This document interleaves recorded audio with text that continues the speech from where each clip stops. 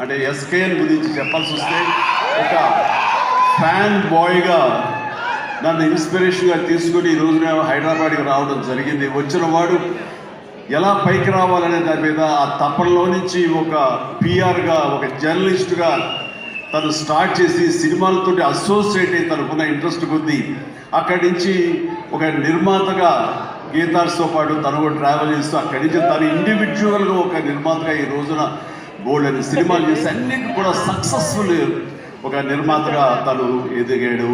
ఆ రకంగా తనకంటే ఒక ఇమేజ్ సంపాదించుకున్నాడు. తనకు తోడుగా జతగా మరొక వ్యక్తి, మరొక అభిమాని అతను సాయి రాజేష్.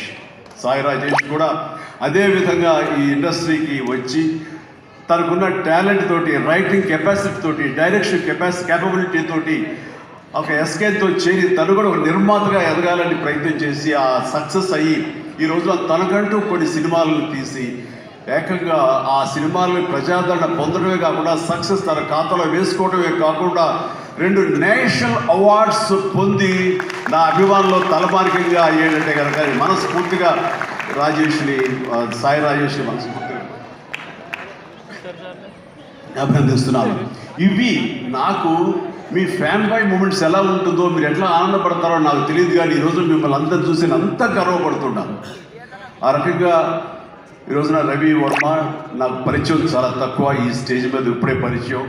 అలాంటి తన డెబ్యూ ఫిలిం ఈ రోజున ఇది. తను చాలా బాగా మాట్లాడాడు సార్ మీ గురించి అని. ఎస్, అతని మాటలు ఎక్కడికి పో, మళ్ళీ నేనే వింటాను, చూస్తుంటాను, నా యొక్క ప్రతిస్పందన తెలియజేస్తాను.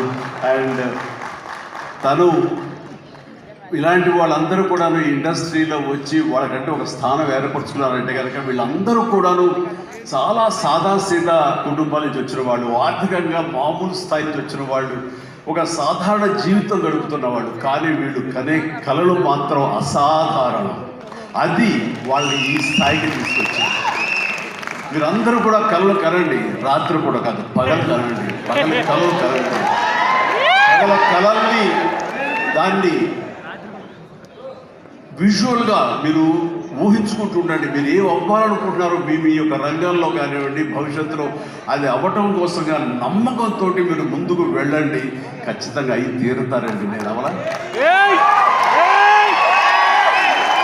ఎస్కే అవ్వటంలా, సాయి రాజేష్ అవలా, రవి వర్మ అవ్వటంలా,